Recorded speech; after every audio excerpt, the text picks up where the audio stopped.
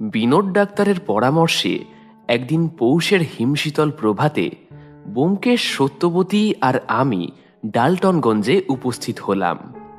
বিহার প্রদেশের অন্তর্বর্তী এই স্থানের মাহাত্ম্য বহুদিন ধরেই শুনে আসছি, তাই আজকে নিজেরাই স্বচক্ষে পরখ করতে চলে এলাম। কলকাতায় থাকতেই অতিরিক্ত পরিশ্রমের ফলে ব্যোমকেশ হঠাৎ এক কঠিন রোগে আক্রান্ত হয়ে পড়ে। প্রায় মাসখানেক সময় ধরে সত্যবতী প্রাণপাত পরিশ্রমের মাধ্যমে তার স্বামীকে প্রায় মৃত্যুর মুখ থেকে ফিরিয়ে আনে।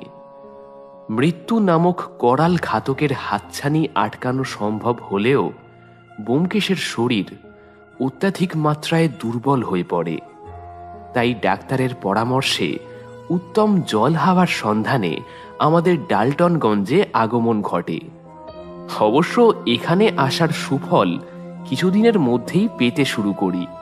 ব্যোমকেশের শরীরের চমৎকারভাবে পুনরুদ্ধার হতে থাকে। বর্তমানে তার খিদের পরিমাণ অত্যন্ত মাত্রায় বৃদ্ধি পেয়েছে। দীর্ঘদিন রোগভোগের জন্য সে অনেকদিনই ভালো মন্দ খাবার থেকে বিচ্ছিন্ন হয়ে রয়েছে।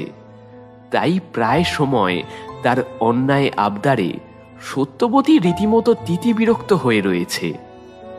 কিন্তু তার মতো স্নেহশীল পতিব্রতা স্ত্রীর কাছে ব্যোমকেশের যাবতীয় আবদার অত্যন্ত যত্নের সাথে পালন হয়ে থাকে। এইভাবেই দিন 7-8 দিন সেখানে কাটিয়ে আবার শরীর চাঙ্গা করে আমাদের কলকাতায় ফেরার ইচ্ছা ছিল।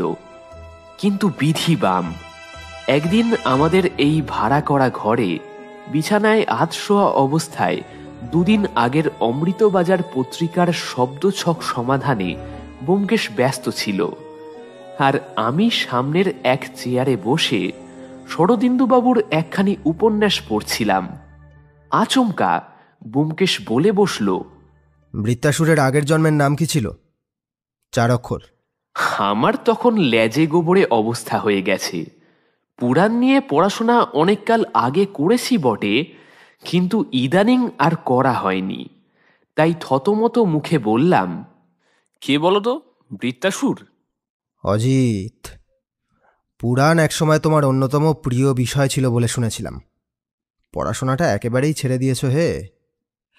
বৃত্তাসুর হলো বিখ্যাত অসুর, যাকে মারার জন্য দধিচি মুনির 5 হাড় দিয়ে ইন্দ্রের বজ্র তৈরি হয়েছিল। ও হ্যাঁ হ্যাঁ, জানি জানি। কি যেন ছিল, চিত্রগীতি, না চিত্রসুর। সত্যি অজিত, সাহিত্যিকদের নাম একেবারে ডুবিয়ে দিলে হে। বৃত্তাসুরের আগের জন্মের নাম ছিল চিত্রকেতু। যাক বাবা, বাঁচা গেল, নইলে ব্যোমকেশ কিছুতেই ছাড়ত না। এরপরে ব্যোমকেশ আবার শব্দছকের মধ্যে ডুবে যেতেই আমি আবার শরদিন্দুবাবুর বইতে ডুবে গেলাম। কিন্তু কপালে শনি নাচলে পালাবার কি আর কোনো পথ থাকে নাকি?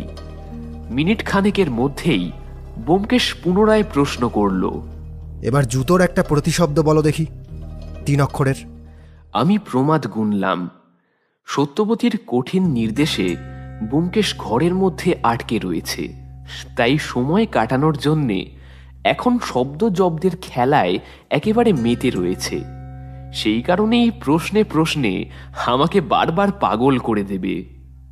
কিং কর্তব্য বিমূঢ় অবস্থায় কি করব বুঝে উঠতে পারছি না। এমন অবস্থায় আচমকাই এই অবস্থান থেকে মুক্তি পেয়ে গেলাম। হঠাৎ দরজায় কড়া নাড়ার শব্দ শুনতে পেলাম। সত্যবতী অন্য ঘরে কাজে ব্যস্ত ছিল, তাই আমি দরজাটা খোলার জন্য উঠে গেলাম। খুলতেই দেখি 1 বছর 20-র যুবক বাইরে দাঁড়িয়ে আছে। বেশি লম্বা নয়, ছিপছিপে পাতলা গরম, গায়ের রং বেশ ফর্সা, সুশ্রী মুখে অল্প গোঁফের রেখাও বেরিয়েছে। কাকে চান? সত্যান্বেষী ব্যোমকেশ বাবুকে। আসুন। আমি দরজা ছেড়ে সরে দাঁড়ালাম। কিশোর ছেলেটি এবারে ঘরের মধ্যে প্রবেশ করতেই আমি ওর চেহারাখানা ভালো করে দেখলাম। চোখের নিচে সূক্ষ্ম কালির ছাপ পড়েছে, মুখের মধ্যে কোনো এক দুশ্চিন্তার ছাপ যেন সুস্পষ্ট। তবে কাছ থেকে দেখে বোঝা গেল বয়স বোধহয় 24-এর বেশি নয়। ব্যোমকেশ বিছানার ওপর থেকেই আগত ব্যক্তিকে পর্যবেক্ষণ করছিল। সামনের খালি চেয়ারের দিকে ইঙ্গিত করে বলল, বসুন। আমার সঙ্গে কি দরকার? আর আমি যে এখানে আছি সেটা আপনি কি করে জানলেন? কিশোরটি কোমরে থাকা আসনটি চেয়ারে বিছিয়ে বসলেন। হাতের 10টি আঙুল একে অপরকে জড়িয়ে রয়েছে। তারপরে একটা ঢোক গিলে উনি ধীর গলায় বললেন, আমার নাম প্রত্যয় হালদার। এই বাড়ির মালিক মানিকবাবু বাবার পরিচিত ছিলেন, উনিই আপনার খবরটা দিলেন। আর আমি এখানে এসেছি একটা তদন্তের জন্য, আপনার সহায়তা চাইতে। ব্যোমকেশ ভ্রু তুলল। কিসের তদন্ত? প্রত্যয় হালদার আবার বলতে শুরু করল, ব্যোমকেশবাবু, গতকাল আমার মামা প্রিয়ম হালদারের লাশ গলা কাটা অবস্থায় তার বিছানায় পাওয়া গেছে। ব্যোমকেশ ভ্রু খানিকটা স্বাভাবিক করে আবার প্রশ্ন করল, পুলিশের কাছে যাননি কেন? প্রত্যয় হালদার এইবারে খানিকক্ষণ চুপ করে গেলেন। তারপর দৃঢ় স্বরে বলতে শুরু করলেন, ব্যোমকেশবাবু, আমার মামার আগেও একবার মৃত্যু হয়েছিল। প্রত্যয় হালদারের কথা শুনে আমরা প্রায় চমকে উঠলাম। ব্যোমকেশ ভ্রুকুটি তুলে পুনরায় প্রশ্ন করল, আগেও মৃত্যু হয়েছে? এর মানেটা কি? প্রত্যয় হালদার আবার বলতে শুরু করল, আসলে আমার মামার বরাবরই পাহাড়ে চড়ার শখ ছিল। সেই মতো কাঞ্চনজঙ্ঘা ওঠার পরিকল্পনা করেছিল মাস 8 আগে। টাকা পয়সা জোগাড় করতে একটু সময় লেগে যায়।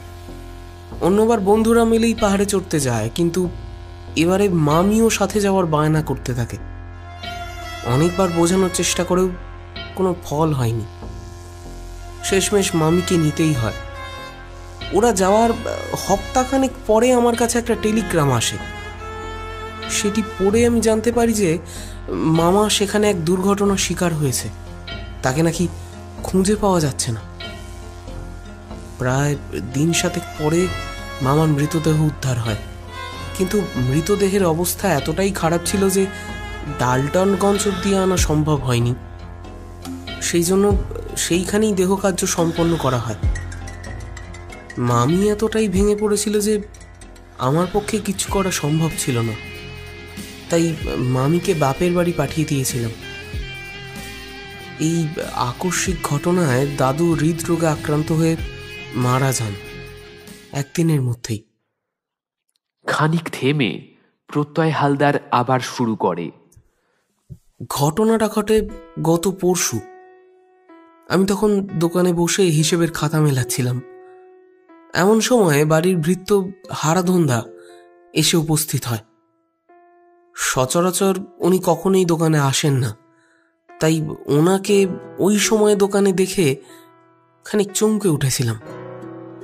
এদিকে হারাধন্দার মুখ থমথমে হয়ে রয়েছে, কোনো কথাই উনি বলতে পারছেন না। কোনো কিছু দেখে উনি রীতিমতো ভয় পেয়েছেন। আমি জিজ্ঞাসা করাতে উনি শুধু একটাই কথা বলতে পারলেন, বড় দাদাবাবু ফিরে এসেছেন। কথাটা শুনে আমি হতবাক হয়ে গেলাম। মাস 6 আগে যার মৃত্যু সংবাদ শুনেছিলাম, আচমকা তার পুনরুদ্দয় শুনে বেশ খানিকটা চমকে উঠেছিলাম। আমি দোকানে কর্মচারীর হাতে সব দায়িত্ব ফেলে রেখে তৎক্ষণাৎ হারাধন্দার সাথে বাড়িতে ফিরে আসি। বাড়িতে এসে আমি চমকে উঠি, কারণ সদর দরজার সামনেই দাঁড়িয়ে প্রিয়ম হালদার, মানে আমার মামা। তার সাথে কথা বলতে গিয়ে আমি আরও চমকে উঠি, কারণ এই কয়েক মাসের কোনো স্মৃতি তার মনের মধ্যে ছিল না। কেমন একটা বেকুবের মতন হাবভাব ছিল তার। আর সবচেয়ে অবাক করার বিষয় হলো, মামার শরীরের মধ্যে আঘাতের চিহ্ন বর্তমান। আমি ওকে বৈঠকখানায় বসিয়ে হারাধন্দাকে দিয়ে ডাকতে পাঠালাম উত্তম ডাক্তারকে। উত্তম ডাক্তার আমাদের এখানে খুবই নাম করা, কিন্তু উনিও মামাকে দেখে রীতিমতো চমকে উঠলেন, কারণ বেড়াতে যাওয়ার আগেই এই ডাক্তারের কাছে ঘুরে এসেছিলেন কি একটা দরকারে। আর এই 6 মাসেই তার চেহারার এত পরিবর্তন হয়ে গেছে। কোনো রকম রোগের উৎস বের করতে পারলেন না। একটা ঘুমের ওষুধ দিয়ে উনি চলে গেলেন। এরপরে মামাকে তার ঘরে নিয়ে গিয়ে শুইয়ে দেওয়া হলো। বিকেলের দিকে মামা একটু সুস্থ বোধ করলে আমি মামিকে সব কিছু জানিয়ে একটা টেলিগ্রাম করে দিই। গন্ডগোলটা বাঁধল গতকাল। আমি মামাকে খাইয়ে দিয়ে দোকানে গেছি, কাজের মধ্যেই ডুবেছিলাম। প্রায় ঘন্টাখানেক পরে আবার হারাধন্দা দোকানে এসে হাজির। ওনাকে দেখে এবার আমি রীতিমতো বিরক্ত হলাম, কিন্তু উনি যা বললেন তা শুনে আমার হাত পা একেবারে ঠান্ডা হয়ে গেল। বেলার দিকে মামার চা খাওয়ার অভ্যেস ছিল, সেই অনুযায়ী ওনাকে চা দিতে গিয়ে হারাধন্দা দেখেছেন যে মামার গলা কাটা মৃতদেহ বিছানার উপরে পড়ে আছে। ব্যোমকেশ এতক্ষণ চুপ করে প্রত্যয়বাবুর সব কথা শুনছিল। এইবারে সে প্রশ্ন করল, আপনার বাড়িতে কে কে আছেন? প্রত্যয় বলতে লাগল, আমার মা বাবা তো অনেক বছর আগেই মারা গেছেন, তাই মামার বাড়িতেই মানুষ হয়েছি। এখানকার বাজারে হালদার মনোহারির দোকান বেশ চালু দোকান। ভগবানের আশীর্বাদে গ্রাহক খুব একটা খারাপ হয় না। আমার দাদু নিজের হাতেই দোকানটা শুরু করেছিলেন। বছর দেড়েক আগে পক্ষাঘাতে আক্রান্ত হয়ে পড়েন। এর ফলে দাদু ঘর থেকে বেরোতেই পারেন না। বছরখানেক আগে মামার বিবাহ হয় জলপাইগুড়ি নিবাসী সুপ্রভা দেবীর সাথে। মামার এই পাহাড়ে আকস্মিক মৃত্যুর পরে স্বাভাবিকভাবেই মামি মুষড়ে পড়েন। বেশ কিছুদিন আমাদের বাড়িতেই উনি ছিলেন। এই মাসখানেক হলো উনি বাপের বাড়িতে গেছেন। ব্যোমকেশ বলল, তা পুলিশ এই দ্বিতীয়বার খুনের ব্যাপারে কি বলছে? ব্যোমকেশের প্রশ্নের জবাবে প্রত্যয় এবার উত্তর দিল, বাড়ির সবাইকে তো পুলিশ জেরা করেছে, এমনকি হারাধনদাকে অবধি ছাড়েনি। সেরকম কোনো খবর তো পাচ্ছি না। ব্যোমকেশবাবু, আমি আপনার কাছে বড় আশা করে এসেছিলাম, আপনি দয়া করে এই তদন্তের ভারটা নিন। প্রত্যয়বাবুর কথা শেষ হতেই ব্যোমকেশ বলল, প্রত্যয়বাবু, আপনার সমস্যার কথা তো বুঝলাম, কিন্তু আমার শরীরের যা অবস্থা তাতে এই মুহূর্তে বাইরে যাওয়া যাবে না, ডাক্তারের নির্দেশ আছে। কথাটা শুনেই প্রত্যয়বাবুর মুখ কেমন যেন পাংশুটে হয়ে গেল। উনি বলতে লাগলেন, আপনাকে এই তুচ্ছ ব্যাপারে মাথা ঘামাতে অনুরোধ করা আমার পক্ষে একেবারে উচিত হয়নি।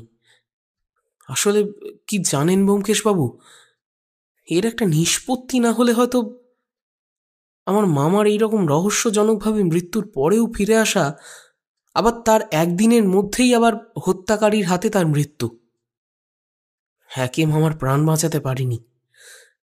তার উপরেই দুবার মৃত্যুর কোনো কিনারা করতে পারছি না। এর চেয়ে দুঃখের বিষয় আর কি হতে পারে বলুন? প্রত্যয়বাবুর কথা শুনে ব্যোমকেশ একটু লজ্জিত হয়ে বলল, না না, আমি কিন্তু একবারও বলিনি যে আমি তদন্ত করব না। আপনার এই ধাঁধার উত্তর পেতে হলে আজকের দিনটা ভাবতে হবে। আর একবার আপনার বাড়িতে গেলে খুব ভালো হতো, কিন্তু এই শরীরে কতটা কি পেরে উঠব তা নিয়ে আমার নিজেরই যথেষ্ট সংশয় আছে। প্রত্যয়বাবু বলে বসলেন, বেশ তো, আমি না হয় আগামী কালই গাড়ি পাঠিয়ে দেব। ব্যোমকেশ একটু চিন্তা করে বলল, ঠিক আছে, চিন্তার কোনো কারণ নেই। আশা করি এতে আপনার চিন্তা খানিকটা হলেও লাঘব হবে। অজিত আজ আপনার সঙ্গে গিয়ে দেখে শুনে আসুক। ওর মুখে সব কথা শুনে তারপর না হয় আপনার প্রশ্নের উত্তর দিয়ে দেব। ব্যোমকেশের কথা শুনে প্রত্যয়বাবুর মুখের যে অবস্থা হয়েছে তা দেখে সেই মাকড়সার রসের ঘটনাটা আবার মনে পড়ে গেল। এইরকমভাবেই আমার বাল্যবন্ধু মোহনের মুখটা চোখের সামনে হঠাৎ ভেসে উঠল। সেও ঠিক আজকের মতোই মুখ করে বসেছিল। সেদিন যেভাবে খানিকটা অপমানের শিকার হওয়ার মুখ থেকে ব্যোমকেশ আমাকে উদ্ধার করেছিল, আজকেও ঠিক একই রকম ভাবে উদ্ধার করল। ব্যোমকেশ ব্যাপারখানা দেখে হাসি মুখে বলল, আপনি মনে হয় কেবলমাত্র লেখক অজিতকেই চিনেছেন, সেই জন্যই ওনাকে দেখে ঠিক আপনার ভরসা হচ্ছে না। একটা কথা আপনাকে হলপ করে বলতে পারি, গোয়েন্দা গল্পের লেখকদের বুদ্ধি কিন্তু গোয়েন্দার থেকেও বেশি তীক্ষ্ণ। আপনি যদি ওর মাকড়সার রসের তদন্ত কাহিনী শুনতেন, তাহলে ওর বুদ্ধিমত্তার উপরে এরকমভাবে প্রশ্ন তুলতে পারতেন না। মাঝে মাঝে আমাকে এমনভাবে কেসের ক্ষেত্রে সাহায্য করে থাকে যে আপনাকে বলে বোঝাতে পারবো না। ব্যোমকেশের এরকম সুপারিশে সামান্য চিঁড়েই ভেজে না, তো প্রত্যয়বাবু সত্যান্বেষীর জায়গায় আমার মতো ছাপোষা লেখককে কতটা বিশ্বাস করবেন সেটা নিয়ে বিস্তর লেখাপড়া করা যায়। কিন্তু কথায় আছে না, পাঁকে পড়লে হাতিকে চামচিকেতেও লাথি মারে। প্রত্যয়বাবুর এখন সেই অবস্থাই হয়েছে। উনি কি করবেন কিছুই বুঝে উঠতে পারছিলেন না। শেষমেশ খালি পেটে কালমেঘ পাতা খাবার মতো মুখ করে উনি উত্তর দিলেন, বেশ, অজিতবাবুই চলুন তাহলে। কিন্তু ব্যোমকেশবাবু, আপনি যদি একটিবার পায়ের ধুলো দিতেন। প্রত্যয়বাবুর কথা শেষ না হতেই ব্যোমকেশ বলে উঠল, আপনি একদম চিন্তা করবেন না, অজিত সবিস্তারে সব কিছু দেখে আসুক, তারপরে আমি তো আছি। এর ঠিক পরে আমাকে একটু কাছে ডেকে নিয়ে বলল, অজিত, সবার সঙ্গে কথা বলবে কিন্তু, বিশেষ করে যদি ওনার মামির সাথে কথা বলার চেষ্টা করো। আরেকটা কথা, ওনার মামার ঘরটাকেও খুব ভালো করে দেখো, কোনো গোপন চিঠিপত্রের খোঁজ করো। ঠিক আছে, আর দেরি করো না, বেরিয়ে পড়ো। মানিকবাবুর বাড়ি থেকে প্রত্যয়বাবুদের বাড়ির দূরত্ব খুব একটা বেশি নয়। মিনিট 10 মধ্যেই আমরা ওনাদের বাসভবনে পৌঁছে গেলাম। বাড়িটা একেবারে ফুটপাতের ওপর নয়। প্রথমে একটি ছোট লোহার ফটক রয়েছে। ফটক পেরিয়ে ছোট্ট গলির মতো সরু ইট বাঁধানো রাস্তা আছে। সেটা প্রায় 20-25 ফুট হবে। সেই রাস্তা একেবারে বাড়ির সদরে গিয়ে থেমেছে। প্রত্যয়বাবুদের বাড়িটা দোতলা।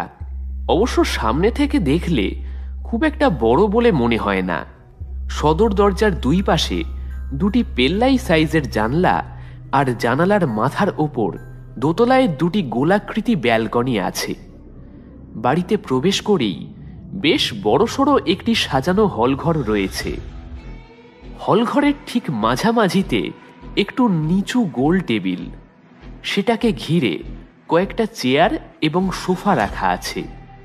বুঝতে পারলাম যে গতকালের পুলিশি জেরার পরে কেউই আর চেয়ার সরানোর প্রয়োজন মনে করেনি। প্রত্যয়বাবু ঘরে ঢুকতেই বেশ জোর গলায় বললেন, এ হারাধনদা, হারাধনদা, এদিকে একবার শোনো তো। প্রত্যয়বাবুর কথা শেষ হওয়া মাত্র দেখতে পেলাম একজন বছর 60-এর ভৃত্যস্থানীয় লোক এসে উপস্থিত হলেন। পরনে হাঁটু অবধি খাটো ধুতি আর ফতুয়ার ওপরে হাফ সোয়েটার। কাঁধে একটি গামছা আছে। হাত মুছতে মুছতে উনি বেরিয়ে এলেন। এসেই আমাকে জিজ্ঞাসু দৃষ্টিতে দেখে তারপরে প্রত্যয়বাবুর দিকে ফিরে প্রশ্ন করলেন, এই যে ছোট দাদাবাবু আপনাকে ডাকছিলেন। হারাধনদার কথা শেষ হতেই প্রত্যয়বাবু বলে উঠলেন, একবার মামিকে পাঠিয়ে দাও তো, বলো গোয়েন্দা ব্যোমকেশবাবু সহকারী অজিতবাবু এসেছেন।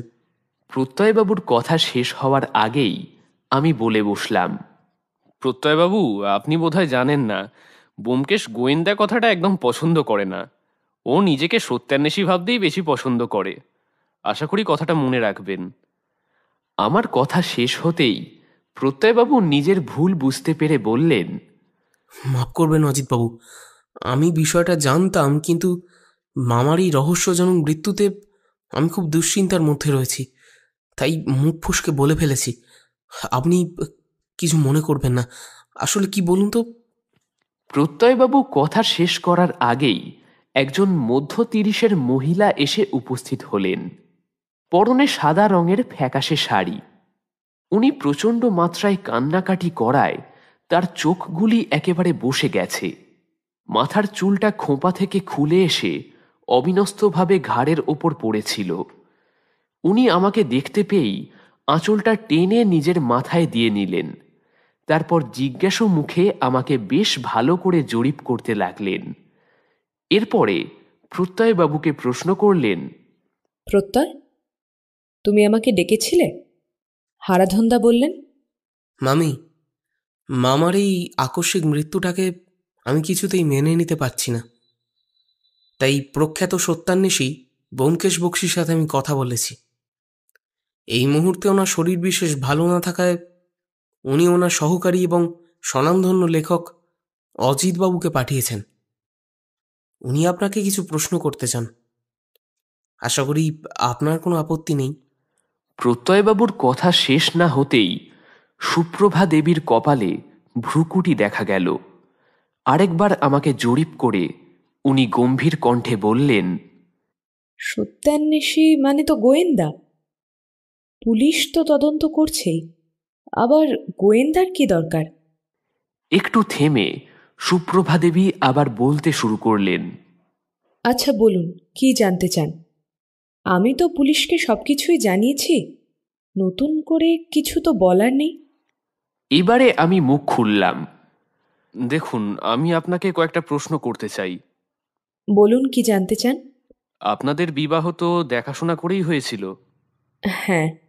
আচ্ছা, সম্বন্ধ কি প্রত্যয়বাবুদের তরফ থেকে এসেছিল নাকি আপনাদের বাড়ির তরফ থেকে? খানিকক্ষণ ভেবে নিয়ে তারপরে সুপ্রভা দেবী উত্তর দেওয়া শুরু করলেন। আমার বাবা বছর দুয়েক আগে ব্যবসার কাজে কলকাতায় এসেছিলেন, তখনই ওনার সাথে পরিচয় হয়েছিল। পরবর্তী ক্ষেত্রে উনিই বিবাহের প্রস্তাব পাঠান। আচ্ছা, বেশ। আচ্ছা, প্রিয়ম হালদার লোকটি কেমন ছিল? প্রশ্নটা শুনেই ওনার চোখের মধ্যে একটা ঝিলিক খেলে গেল। অমন দেবতুল্য মানুষকে স্বামী হিসেবে পাওয়া যে কোনো মেয়ের কাছে ভাগ্যের ব্যাপার। উনি কোনো দিনও আমার থিয়েটার করা নিয়ে আপত্তি করেননি। ব্যবসার জন্য ব্যস্ত থাকলেও আমার জন্য ঠিকই সময় বের করতেন। আপনি যে থিয়েটার করতেন সেই বিষয়ে আমার জানা ছিল না। আসলে আমি সেই অর্থে পেশাদার অভিনেত্রী নই। পাড়ার পুজোতে কিংবা ক্লাবে বেশ কয়েকবার অভিনয় করেছি। ওনার মৃত্যুর পরে আর অভিনয় করতে ইচ্ছে হয় না। আচ্ছা, আপনার স্বামীর খুনের ব্যাপারে আপনি কি কাউকে সন্দেহ করেন? বাড়ির কেউ কেন খুন করতে যাবে ওকে? প্রত্যয় তো সেই কোন ছেলেবেলা থেকে এখানে আছে। হারাধনদাও তো প্রায় বছর 30 হয়ে গেল শুনেছি। ঘটনার সময় তো প্রত্যয় বাড়িতেই ছিল না। আমার মনে হয় ব্যবসা সংক্রান্ত কোনো বিষয়ে গণ্ডগোলের কারণেই এই দুর্ঘটনাটি ঘটেছে। আচ্ছা, শুনেছিলাম ওনার নাকি পাহাড়ে চড়তে গিয়েও একবার মৃত্যু হয়েছিল। প্রশ্নটা শুনে সুপ্রভা দেবী বেশ খানিকটা বিব্রত হয়ে উঠলেন। কিছুক্ষণের মধ্যেই নিজেকে সামলে নিয়ে বলতে লাগলেন, ওই ঘটনার কথা আজও আমার স্পষ্ট মনে আছে। ওটার জন্য আমি নিজেকে কোনো দিনও ক্ষমা করতে পারবো না। সেবার আমার জোড়াচুরিতেই পাহাড়ে যাওয়ার পরিকল্পনা হয়েছিল। আমার পাহাড়ে চড়ার সামান্য অভিজ্ঞতা ছিল, কিন্তু ও ছিল এই বিষয়ে পোড় খাওয়া লোক। এমন একজন পোড় খাওয়া লোকের পাহাড়ে মৃত্যুটা কেমন যেন একটা লাগছে না? আর তাছাড়া ওনার মৃতদেহটা তো আপনারাই শনাক্ত করেছিলেন নাকি?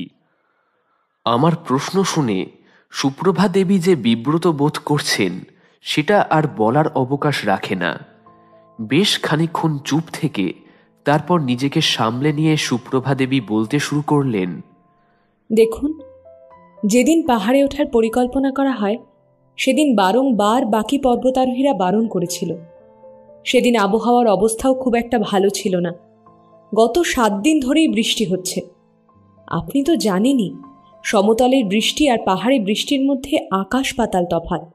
পাহাড়ে বৃষ্টি হলে ধস নামার সম্ভাবনা, তাই সবাই বারণ করেছিল যাতে আমরা না উঠি। কিন্তু উনি বরাবরই একরোখা ছিলেন। কোনো কাজ একবার করবেন ঠিক করলে সেটাকে করেই ছাড়েন। সেই মতো খারাপ আবহাওয়া উপেক্ষা করেই আমরা বের হতে বাধ্য হই।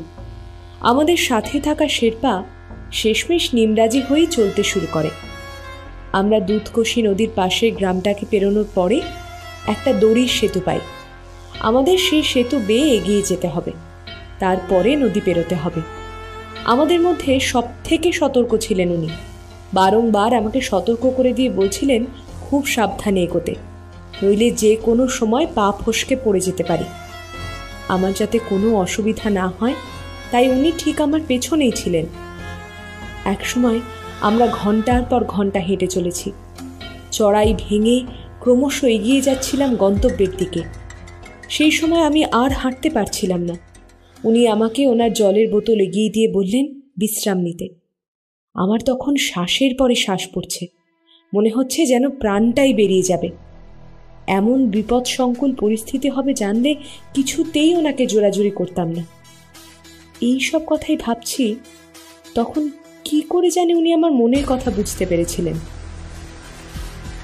উনি তখন বলেছিলেন যে আরও কিছুটা পথ পেরোলেই আমরা পৌঁছে যাব চোমলুংমাতে। আমি তো পুরো হতবাক হয়ে গিয়েছিলাম। আমার অজ্ঞতাটা উনি বুঝতে পেরেছিলেন, তাই আমাকে বুঝিয়ে দিয়ে বলেন যে তিব্বতীরা এভারেস্টকে চোমলুংমা বলে থাকে। তারপরে কি হলো কে জানে, সামনের দড়ির সেতুটা পেরোতে গিয়ে পা পিছলে পড়ে যান নিচে।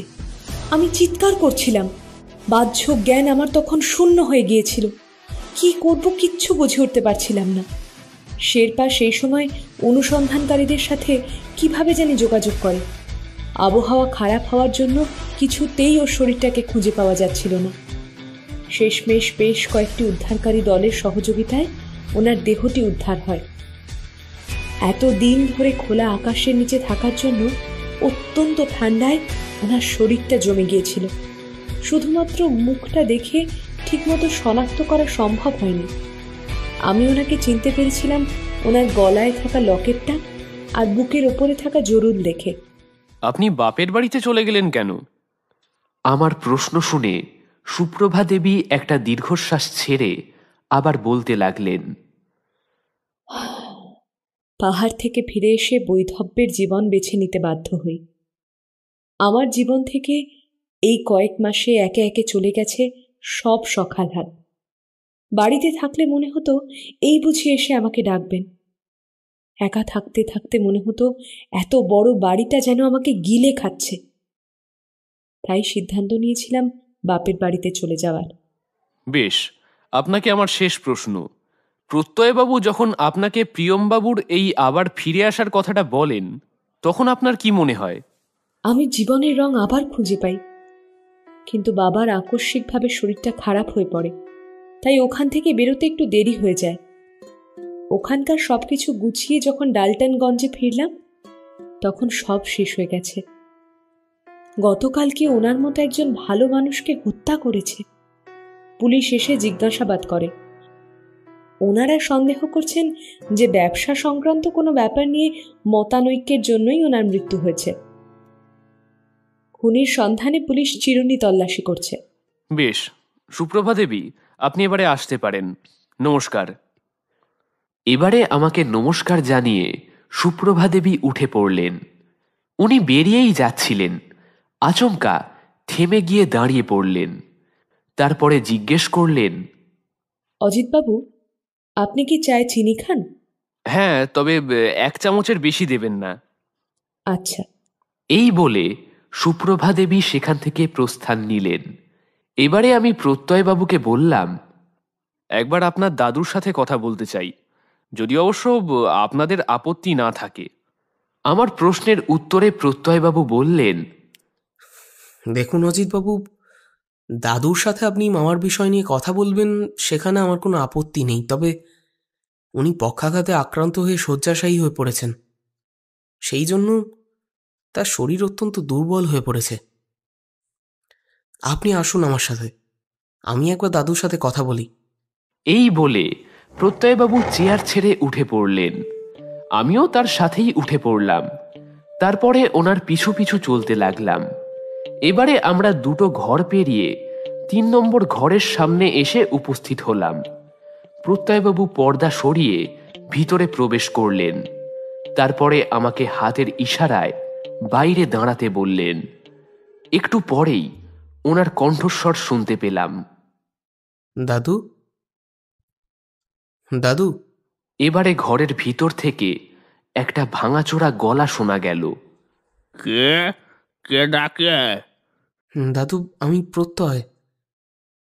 মামার কেসটার জন্য ব্যোমকেশ বক্সির সাথে কথা বলেছি। উনি অসুস্থ বলে আসতে পারেননি, কিন্তু সঙ্গে করে ওনার সহকারী এবং স্বনামধন্য লেখক অচিতবাবুকে পাঠিয়ে দিয়েছেন। ওনাকে ভেতরে আসতে বলি। নিশ্চয়, আমি চাই প্রিয়মের খুনের তদন্ত হোক।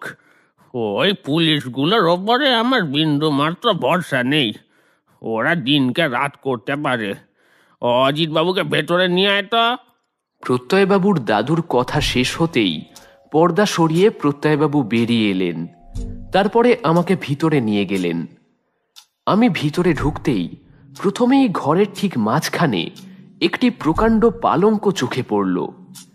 ঘরের কোণে রাখা রয়েছে স্ট্যান্ড ল্যাম্প, নামজাদা আর্টিস্টের পেইন্টিং, তামা, ব্রোঞ্জ, পিতলের ছোট বড় নানান রকম শিল্প স্থাপত্য থেকে যেন বৈভবের দুটি ঠিকরে বেরোচ্ছে।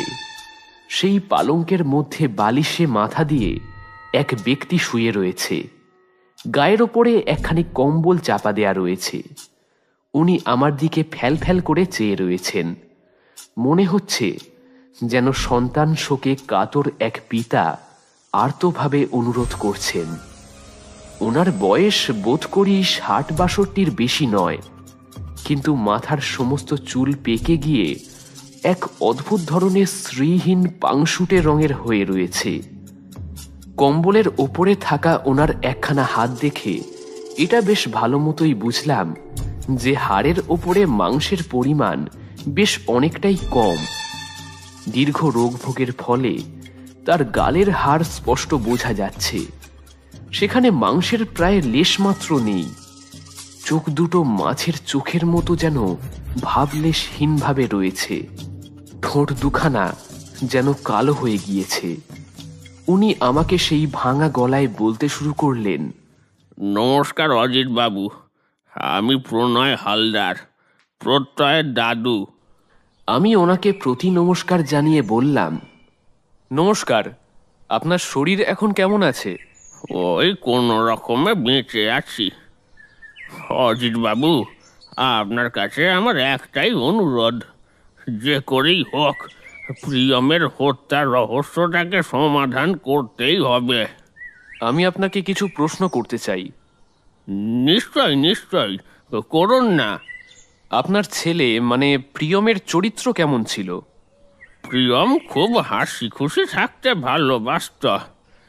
নিজের ছেলে বলে বলছি না, ওর মতন ছেলে ভাগ্য করলে তবেই পাওয়া যায়।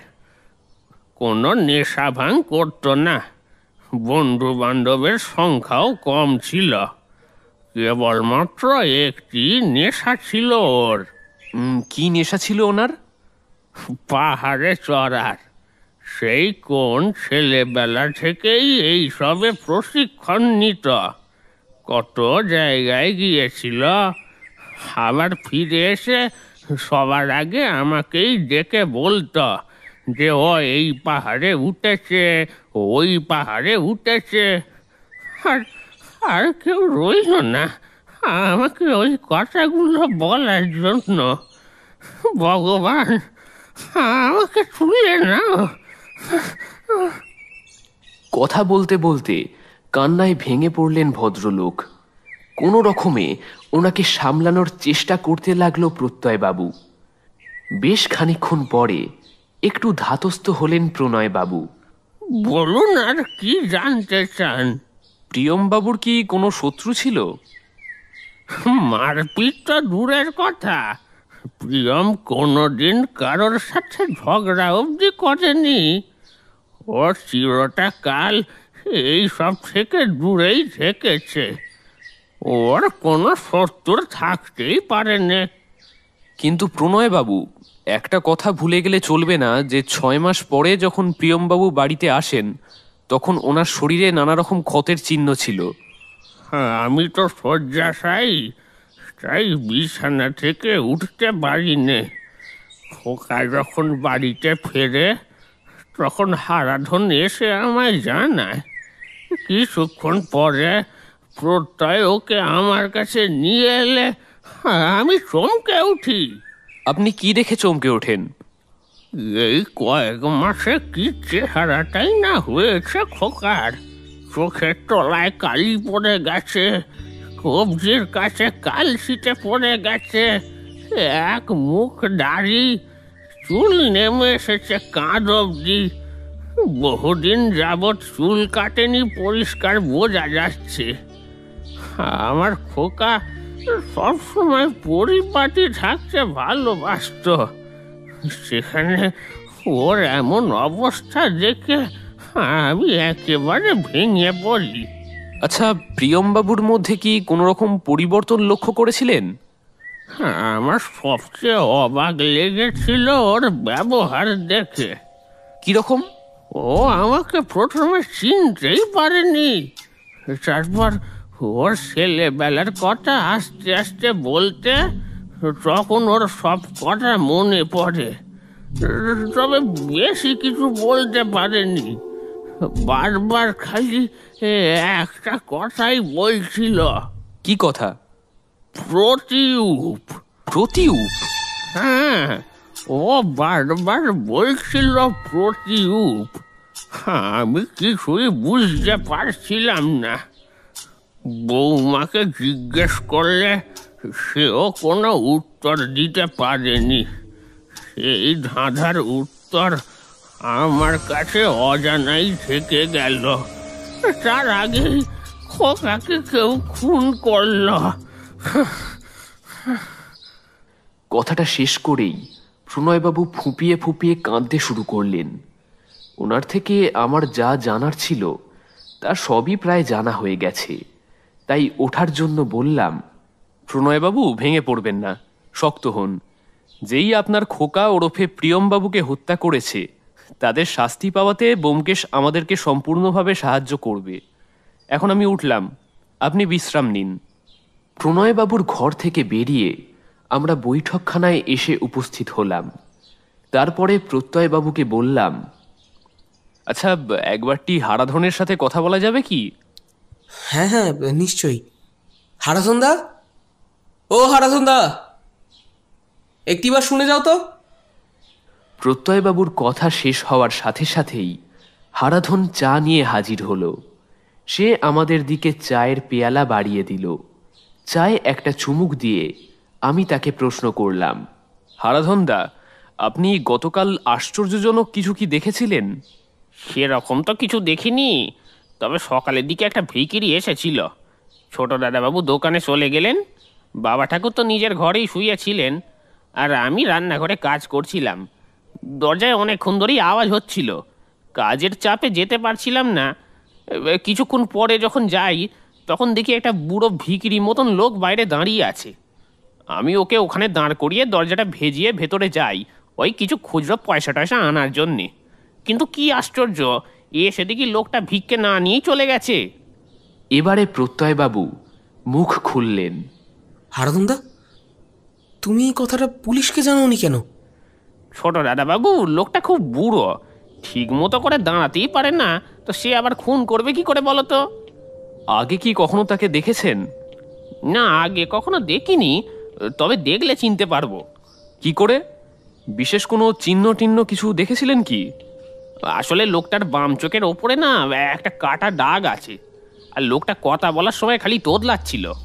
আচ্ছা, লোকটাকে আরেকবার দেখলে কি চিনতে পারবেন? হ্যাঁ দাদাবাবু, ঠিক চিনতে পারবো। আচ্ছা, আপনার বড় দাদাবাবু থাকা অবস্থায় এমন কোনো জিনিস কি দেখেছেন যেটা স্বাভাবিক নয়? বড় দাদাবাবুর বিয়ের পরপরই তো ওনার নামে প্রতি সপ্তাহে একটা করে খাম আসতো। খামের ভিতরে কি থাকতো সেই ব্যাপারে কি কিছু জানেন? না বাবু, তবে প্রথমবার যখন খাম এসেছিল না, তার ভিতরে নাকি খালি সাদা কাগজ ছিল। বড় দাদাবাবু আমাকে ডেকে খুব বকাবকি করেছিলেন। এরপর থেকে আবার খাম এলে আমি দাদাবাবুকে না দিয়ে বৌদিমণিকে দিতাম। খালি কাগজ আসতো? আচ্ছা, কোথা থেকে খামগুলো আসতো সেই ব্যাপারে কি কিছু জানেন? দাদাবাবু বলেছিল ওগুলো নাকি জলপাইগুড়ি থেকে আসতো। ঠিক আছে, আপনি এখন আসতে পারেন। এবারে প্রত্যয়বাবুর দিকে ঘুরে জিজ্ঞেস করলাম, আচ্ছা, আপনি এই ব্যাপারে কি কিছু জানেন? আমি আগে খামগুলো দেখেছি, কিন্তু ওগুলোর ওপরে মামার নাম লেখা থাকতো, তাই আর মাথা ঘামাইনি কখনো। আচ্ছা বেশ, একবার কি আপনি দেখবেন আপনার মামার ঘরে কোনো রকম কাগজপত্র কিছু পাওয়া যায় কিনা? হ্যাঁ, আমি দেখছি। প্রত্যয়বাবু বেরিয়ে যাওয়ার মিনিট 10 মধ্যেই আবার ফিরে এলেন, হাতে একটি সাদা খাম।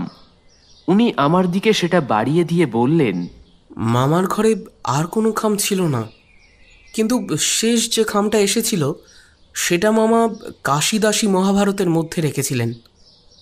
মামার পাহাড়ে যাওয়ার পরে আমি পড়ার জন্য বইটা নিজের কাছে এনে রেখেছিলাম, সেটার মধ্যে থেকেই এটা পেয়ে গেলাম।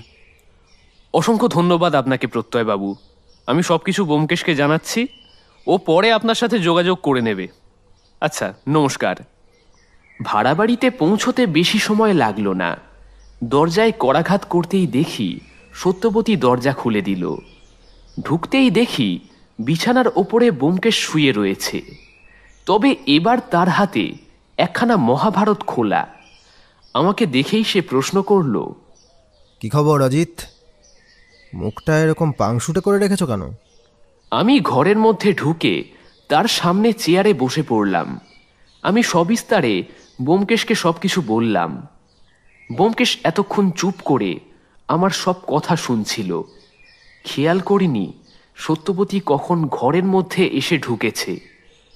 একটা লোকের দুবার মৃত্যু হয় কি করে? এ তো অসম্ভব। সত্যবতীর কথা শুনে ব্যোমকেশ খানিকক্ষণ হেসে উত্তর দেয়, কোনো কিছুই অসম্ভব নয় হে। বিবাহিতদের মৃত্যুর কথা কেই বা খেয়াল রাখে? সত্যবতী এবারে একেবারে ঝাঁঝিয়ে উঠল। তুমি কি বলতে চাইছো? বিয়ের পরে মেয়েরা নিজেদের স্বামীর উপরে অত্যাচার করে থাকে? ব্যোমকেশ বলে চলল, বিয়ের পরে অত্যাচারী তো একমাত্র পুরুষ মানুষই হয়। মেয়েরা সেই সময়ে যখন তখন মহিষাসুরমর্দিনীর রূপে আবির্ভূতা হয়, তারপরে স্বামীরূপী অসুরদের উপরে অত্যাচার করে থাকে। তবে আমাদের এই কেসে সেটা নাও হতে পারে। তার মানে বলতে চাইছো যে ওই পৃথিবীর বাকি মেয়েরা ভালো, অথচ তোমার স্ত্রী সবচেয়ে খারাপ? অবস্থা একেবারে বেগতিক দেখে আমি বলতে বাধ্য হলাম, বৌঠান, আসলে ব্যোমকেশ ভারতের সাম্প্রতিককালের তথ্যের ভিত্তিতে এই কথাগুলো বলছে। আমার দিকে একটা অগ্নিদৃষ্টি বর্ষণ করে সত্যবতী বলতে লাগলো, এই জন্য পুরুষ জাতিটাকে আমার ঘেন্না লাগে। একটা মহিলা সারাক্ষণ লোকটার পেছনে কাজ করতে করতে খেটে মরছে, তার কোনো সুনাম নেই, শুধু তার দোষ ধরতে হবে। আর এই লোকটা হলো সুরির সাক্ষী মাতাল। বৌঠান, আমি আবার মাতাল কবে হলাম? আমি তো এ জীবনে মদ ছুঁলামই না। এই দাম্পত্য কলহে আমি একেবারে যাকে বলে শাঁখের করাত। এগোলেও বিপদ, আবার পিছলেও বিপদ। সেই জন্য বরাবর মধ্যপন্থা অবলম্বন করে এসেছি। মানে আর কিছুই না, চুপ করে গেলাম একেবারে। কিন্তু ব্যোমকেশ হারবার পাত্র নয়, এমনকি সত্যবতীও না। এত মেয়েরা যে স্বামীদেরকে সেবা করে, সেটা কি সবসময় লোক দেখানো? সত্য, তুমি না একেবারে ছেলে মানুষ। আরে আমি কি তোমার কথা বলেছি নাকি? আমি এখানে ওই সুপ্রভা দেবীর কথা বলেছি। এখানে এমন কিছু একটা ব্যাপার আছে যেটা এই মুহূর্তে নজরে আসছে না, কিন্তু সেটাই এই রহস্যের আসল চাবিকাঠি। কিন্তু সেটা কি? সবার আগে জানতে হবে এই প্রতিউপ শব্দটা কি। এটার মানে জানতে পারলে অর্ধেকের বেশি সমস্যার সমাধান হয়ে যাবে। আচ্ছা, এটা কোনো সাংকেতিক ভাষা? আমার মনে হচ্ছে উনি কাউকে কোনো সংকেত দিতে চেয়েছিলেন। ঠাকুরপো, প্রতিউপ শব্দের মানে কি? সকালে ব্যোমকেশ আমাকে ফ্যাসাদে ফেলেছিল, এখন আবার বৌঠান। এই দুয়ে মিলেই আমার জীবন একেবারে অষ্টাগত করে দেবে। উফ, কেন যে জীবনে লেখালেখি শুরু করেছিলাম! এই রকম আবল তাবল জিনিস চিন্তা করে যাচ্ছি, এমন সময় বৌঠানের কথায় আমার চিন্তায় ছেদ ঘটল। কি গো ঠাকুরপো, বলো। তুমি একেবারে চুপ করে গেলে যে। কিন্তু আমার অবস্থা তখন ছেড়ে দে মা, কেঁদে বাঁচি। কোনো রকমে বললাম, বৌঠান, এই প্রতিউপ শব্দটা না একটা অন্য রকমের শব্দ, বুঝলে? এটার ব্যবহার বিশেষ বিশেষ ক্ষেত্রে বিশেষ রকম হয়ে থাকে। সবসময় আমরা এটার ব্যবহার করি না।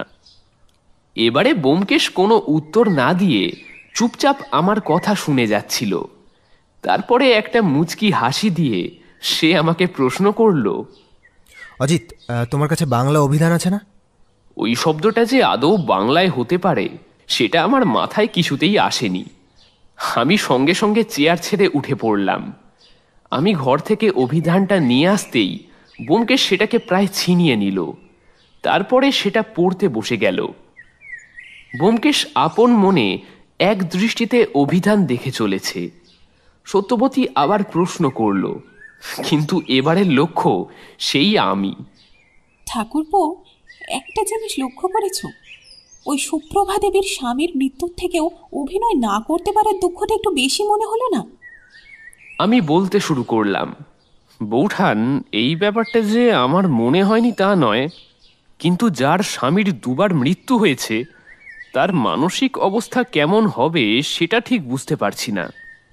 ঠাকুরপো, যে কোনো স্ত্রীর কাছে তার স্বামীই হলো সব থেকে প্রিয়।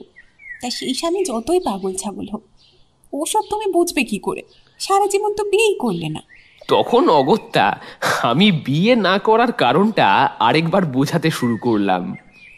দেখো বৌঠান, আমি জীবনে সাহিত্যকেই সবসময় প্রাধান্য দিয়েছি। বিয়ে করে সংসারী হয়ে জীবনে নষ্ট করার মতো সময়।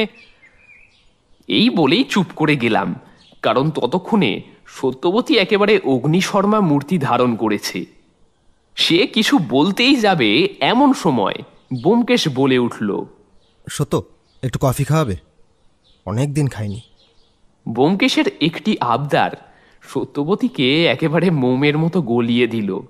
সে আমার সব কথা ভুলে গিয়ে সঙ্গে সঙ্গে উঠে দাঁড়িয়ে পড়ল। তারপর বলল, ঠাকুরপো, তুমিও কি কফি খাবে নাকি চা? অবস্থা বেগতিক দেখে আমি তাড়াতাড়ি বলে উঠলাম, আজকে আর চা খাবো না, কফি বরং ভালো নাকি? সত্যবতী বেরিয়ে যেতেই ব্যোমকেশ বলে উঠল, তুমিও বলিহারি অজিত। যে জিনিস তোমার আয়ত্তের মধ্যে নেই সেই জিনিস নিয়ে তুমি কেন লড়াই করতে যাও, একটু বলবে?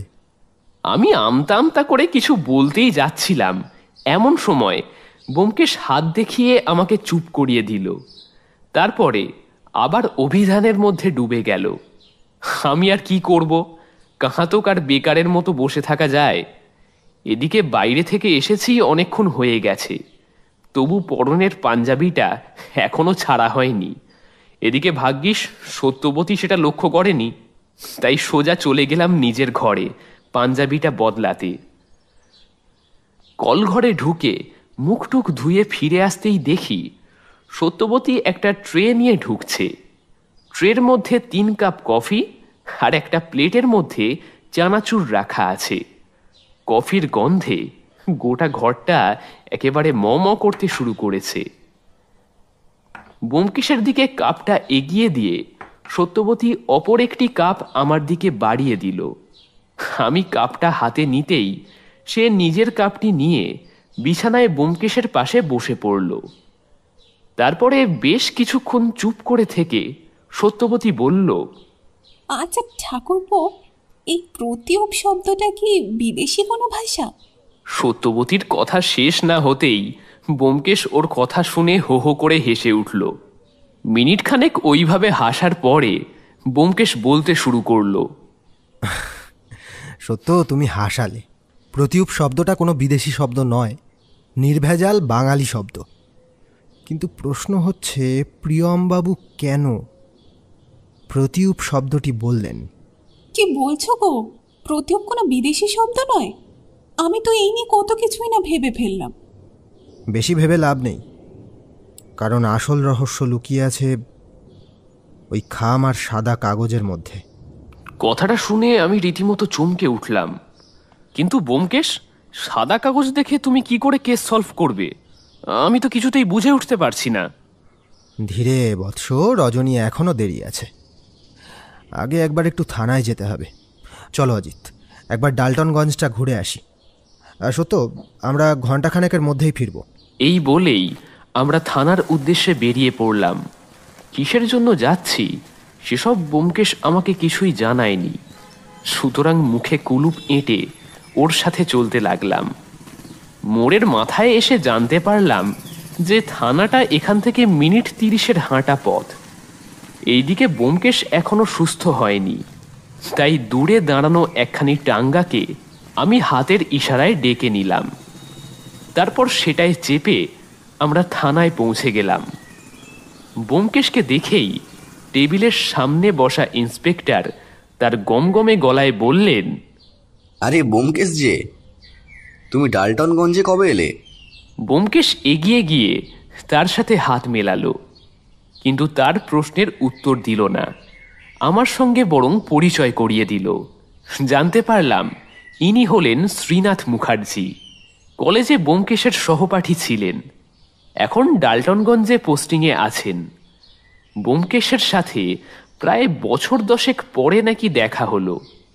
পরে জানতে পেরেছিলাম যে লোকটার চরিত্র নাকি পুরো নারকেলের মতো। বাইরের খোলসটা শক্ত হলেও ভিতরটা একেবারে নরম।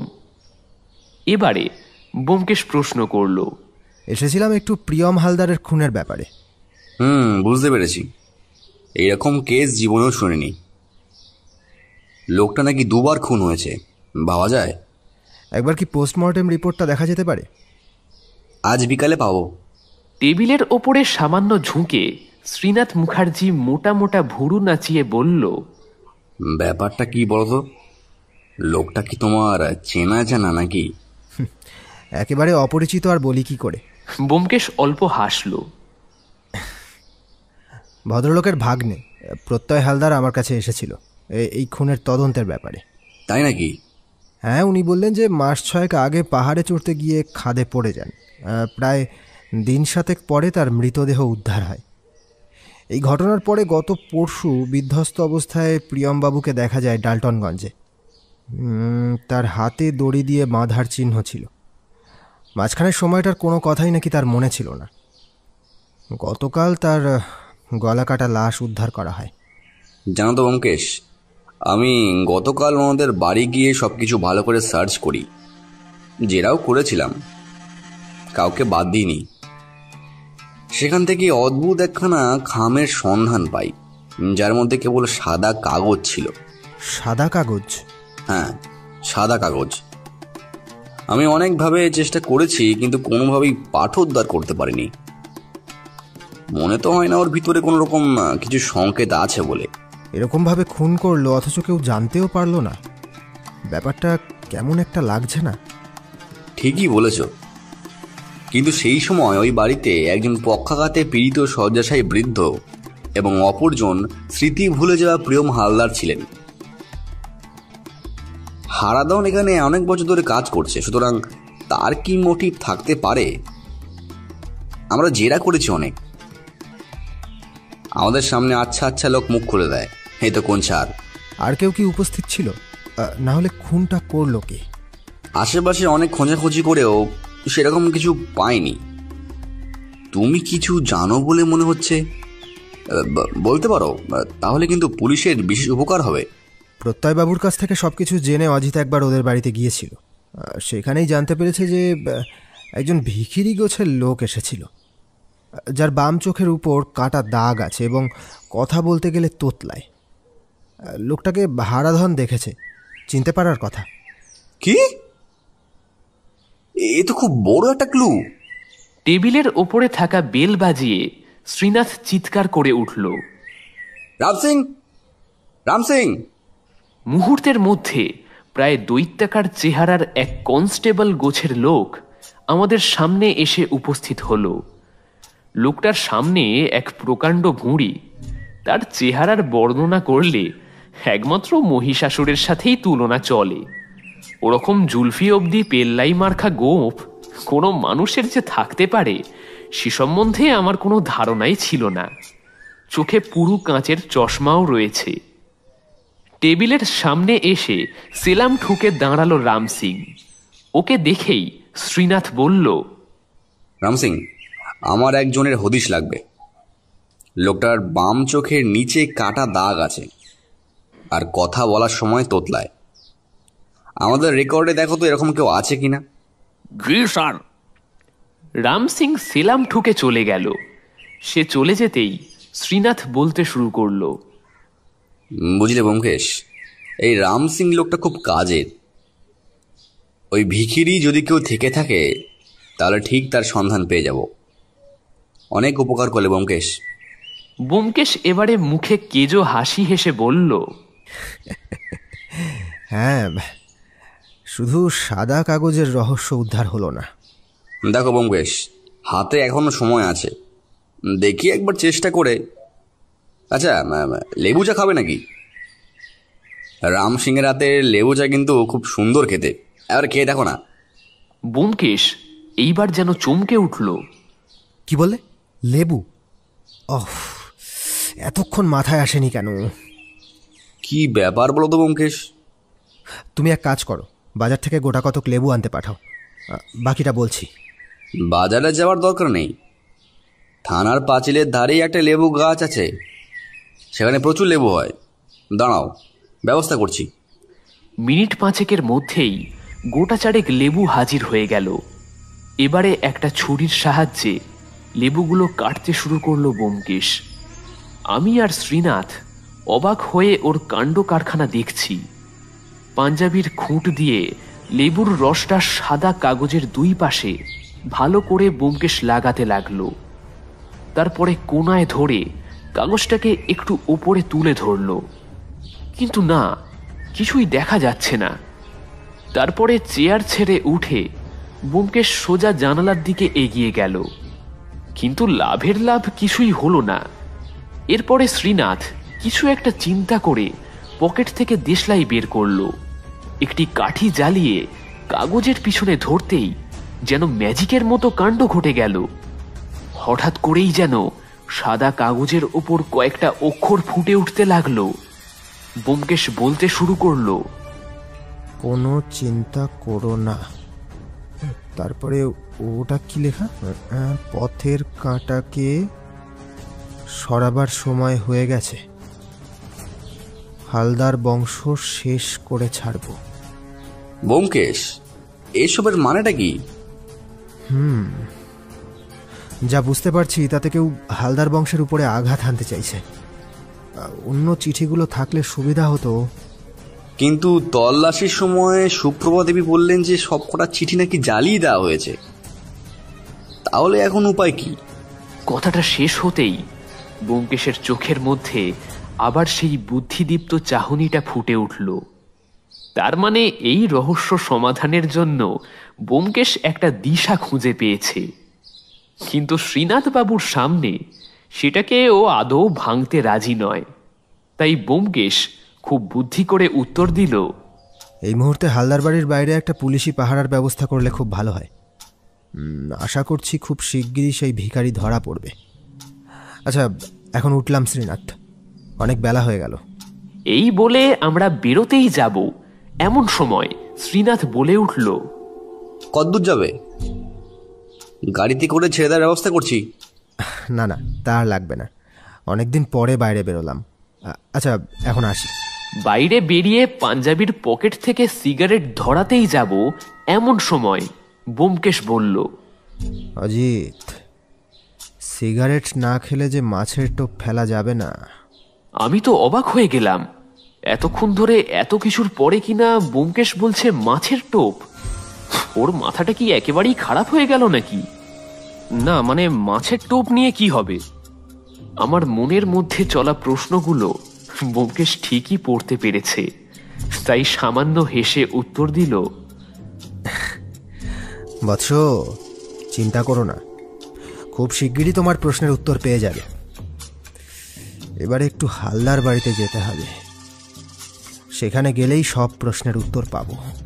এখন সময় সন্ধে 6 ঘটিকা। আমরা সবাই হালদার বাড়িতে একত্রিত হয়েছি। গতকাল থানা থেকে বেরোনোর পরে ব্যোমকেশ আমাদেরকে বাড়ি পাঠিয়ে দিয়েছিল, কিন্তু তারপর থেকে আজ অবধি অনেক কিছুই করেছে, কিন্তু মুখে যেন কুলুপ এঁটে বসে আছে। কিছু বললে শুধু একটা কথাই বলছে, আজকে রাতেই নাকি জবনিকা পতন। কি হবে কে জানে। আচমকা ব্যোমকেশের কথায় ছেদ ঘটল। উপস্থিত সুধীজনদের জানাই শুভ সন্ধ্যা। আজকে সবাই আমরা একত্রিত হয়েছি একটি রহস্যের সমাধান করতে। তবে এই সমাধান কার্য শুরু করার আগে আমি অনুমতি নিতে চাই শ্রীযুক্ত প্রণয় হালদার মহাশয়ের থেকে। কথাটা শেষ হতেই সবাই এর ওর মুখ চাওয়াচাই করতে লাগলো। ব্যাপারটা বুঝতে পেরে ব্যোমকেশ অল্প হেসে আবার বলল, আসলে এই ডাবল টাইম মার্ডার কেসের সূত্রপাত ঘটে আজ থেকে অনেক বছর আগে। সন্তান সম্ভবা স্ত্রীকে নিয়ে প্রণয় হালদার জলপাইগুড়িতে গিয়েছিলেন ব্যবসার কাজে। সেই সময় প্রসব যন্ত্রণা ওঠায় ডাক্তার বৈরাগ্যের বাড়িতেই তিনি সন্তান প্রসব করেন। সেদিন তিনি জন্ম দিয়েছিলেন 2 যমজ পুত্র সন্তানের। তার মধ্যে একটি মৃত বলে ডাক্তার বৈরাগী ঘোষণা করে দেন। কিন্তু হালদার দম্পতি জানতেন না যে সেই মৃত সন্তান পরবর্তীকালে জীবিত হয়ে ওঠে। হালদারবাবুর সন্তানকে আমরা সবাই চিনি, প্রিয়ম হালদার। কিন্তু তার সেই তথাকথিত মৃত সন্তানটি হল প্রসেনজিৎ মিত্র, যিনি মানুষ হয়েছিলেন ডাক্তার বৈরাগীর নিঃসন্তান নার্স সুলতা দেবীর কাছে। প্রসেনজিতের যখন 10 বছর বয়স, তখন তার জন্মরহস্যের কথা জানিয়ে দেন সুলতা দেবী। সেই মতো ছোট থেকেই সে তার আসল বাবা মায়ের কাছে দেখা করতে যাওয়ার জন্য নানা রকম ফন্দি ফিকির করতে থাকে। শেষমেশ একদিন ডাল্টনগঞ্জে এসে উপস্থিত হয় সে, কিন্তু নিজের আসল পরিচয় গোপন রেখে লুকিয়ে হালদার বাড়ির ব্যাপারে খোঁজ খবর নিতে থাকে। সেইখানে এসে জানতে পারে তার ভাই প্রিয়মের কথা। প্রিয়মের সম্পর্কে সবকিছু জানার পরে প্রচণ্ড এক হিংসা কাজ করতে থাকে তার মধ্যে, কারণ সামান্য বেতনের এক নার্সের পক্ষে সব শখ আহ্লাদ পূরণ করা সম্ভব ছিল না সুলতা দেবীর। আর সেখানে প্রিয়ম কিছু চাওয়ার আগেই সেটা পেয়ে যেত।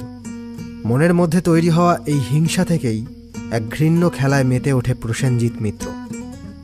প্রিয়মবাবুর ছিল পাহাড়ে চড়ার শখ, সেই মতো তার সঙ্গে আলাপ করল পর্বতশৃঙ্গ চড়ার সঙ্গী হতে। এদিকে সুপ্রভা দেবীর সাথে থিয়েটার করতে গিয়ে আলাপ হয় প্রসেনজিতের। তার ডায়লগ ডেলিভারি থেকে শুরু করে সব কিছুতেই আদর্শ অভিনেতা হিসেবে নিজেকে পরিচিত করেন উনি। কিন্তু বাদ সাধল ভাগ্য। সুপ্রভা দেবীর বাবা বিয়ে ঠিক করলেন প্রিয়ম হালদারের সাথে। এই কাজটি তিনি করেছিলেন ওনাকে না জানিয়েই। রাগে ক্রোধে ফেটে পড়েছিলেন সুপ্রভা দেবী। সেই সময় ঠিকও করেছিলেন পালিয়ে যাওয়ার। প্রসেনজিৎ মিত্র তার জন্ম ইতিহাস সুপ্রভা দেবীকে আগেই জানিয়েছিলেন, তাই এরকম সুযোগ হাতে আসতেই ফাঁদলেন নতুন এক ফন্দি। তাই বিয়ের কিছু মাস পরেই পাহাড়ে চড়ার জন্য সুপ্রভা দেবী আবদার করেন পাহাড়ে যাওয়ার। নতুন স্ত্রীর আবদার অত সহজে ফেলা যায় না। প্রিয়মবাবুও ফেলতে পারেননি, তাই স্ত্রীর টোপটা গিলে নিলেন। জলপাইগুড়ি পৌঁছানোর কিছুক্ষণের মধ্যেই বন্দি করে রাখা হলো প্রিয়মবাবুকে। টাকা দিয়ে একটি মৃতদেহকে প্রিয়মবাবু সাজানো হলো। সাক্ষী দেন স্ত্রী সুপ্রভা, কারণ বিবাহিত পুরুষকে সবথেকে ভালোভাবে চেনেন তার স্ত্রীরা। পরিকল্পনা একেবারে ঠিক পথেই এগোচ্ছিল। এমন সময় ক্ষণিকের ভুলে ছাড়া পেয়ে যান প্রিয়মবাবু। কোনো রকমে সেখান থেকে পালিয়ে আসেন নিজের বাড়িতে ডাল্টনগঞ্জে। এতক্ষণ বলার পরে ব্যোমকেশ থামল। আমি প্রশ্ন করলাম, কিন্তু তুমি যে বললে প্রিয়ম আর প্রসেনজিৎ দুজনেই যমজ, তাহলে প্রিয়ম কি কিছু বুঝতে পারেনি? প্রসেনজিৎ প্রথম থেকেই প্রিয়মের সামনে ছদ্মবেশে এসেছিল। শুধুমাত্র প্রিয়মকে বন্দি করার পরে নিজের স্বরূপটা দেখায়। সেই কারণেই বাড়ি ফিরে আসার পরে প্রিয়ম বারবার বলেছিল প্রতিরূপ। আসলে কথাটা প্রতিরূপ নয়, কথাটা হলো প্রতিরূপ, মানে যমজ। এই কারণেই তাকে খুন হতে হয়। কিন্তু খুনি কি করে জানলো যে প্রিয়মবাবু এখানে আছেন? কারণ প্রত্যয়বাবু খুনির সহযোগীকে টেলিগ্রাম করে জানিয়েছিলেন যে প্রিয়মবাবু ফিরে এসেছেন। সেই সময় অবস্থা বেগতিক দেখে প্রসেনজিৎ মিত্র নিজেই এক ভিখারির ছদ্মবেশ ধরেন। তারপরে কৌশলে খুন করেন প্রিয়মকে। আসলে তার উদ্দেশ্য ছিল আসল প্রিয়মকে খুন করে সেই জায়গায় স্থলাভিষিক্ত হওয়া। ব্যোমকেশ তার কথা শেষ করেই দরজার কাছে গিয়ে নিচু স্বরে কিছু একটা বলল। সঙ্গে সঙ্গেই শ্রীনাথ একজন খোঁড়া ভিখিরিকে নিয়ে ঘরের মধ্যে প্রবেশ করল। সেই লোকটার বাম চোখের নিচে একটা কাটা দাগ আছে। ব্যোমকেশ আবার বলতে শুরু করল, এখন আপনাদের সামনে হাজির করছি প্রসেনজিৎ মিত্রকে। সবাই এরোর দিকে তাকাচ্ছে দেখে ব্যোমকেশ আবার বলল, আচ্ছা, তার আগে একবার হারাধনদাকে ডাকি। হারাধন আসতেই ব্যোমকেশ বলল, আচ্ছা হারাধন বাবু, বলুন তো, এই সেই ভিখারি কিনা যিনি সেদিন এসেছিলেন কিন্তু ভিক্ষা না নিয়েই চলে গিয়েছিল? হারাধন বেশ কিছুক্ষণ সময় ধরে বেশ ভালো করে দেখল, তারপরে বলল, এই যে, হ্যাঁ বাবু, এই তো সেই ভিখিরি। ধন্যবাদ হারাধন বাবু। প্রসেনজিৎ বাবু, এবার আপনার সাজ পোশাকটা খুলে ফেলুন, আপনার খেলা শেষ। এই বলে একটা টান দিয়ে ব্যোমকেশ নকল চুল দাড়ি খুলে দিল। আর তারপরে ধীরে ধীরে মুখের রং মুছে ফেলতেই চমকে উঠল প্রত্যয়বাবুরা। আরে, এ তো হুবহু মামা। ব্যোমকেশ বলল, হ্যাঁ হ্যাঁ, যিনি দেখতে আপনার প্রিয়ম মামার মতো কিন্তু আপনার প্রিয়ম মামা নন। আচ্ছা ব্যোমকেশ বাবু, ওই সাদা কাগজটা কিসের জন্য ব্যবহার করা হতো? এই কাগজের উপর অদৃশ্য কালি দিয়ে লিখে সুপ্রভা দেবীকে নির্দেশ পাঠাতো প্রসেনজিৎ মিত্র। যেটার পাঠোদ্ধার করা যেত একমাত্র লেবুর রসে মাখিয়ে কাগজগুলোকে আগুনের সামনে ধরলে। শ্রীনাথ, তুমি প্রসেনজিৎ আর সুপ্রভা দেবীকে প্রিয়মবাবুর খুনের অপরাধে গ্রেপ্তার করতে পারো। পুলিশ এসে ভিখিরি রূপী প্রসেনজিৎ মিত্র এবং সুপ্রভা দেবীকে গ্রেফতার করে নিয়ে যায়।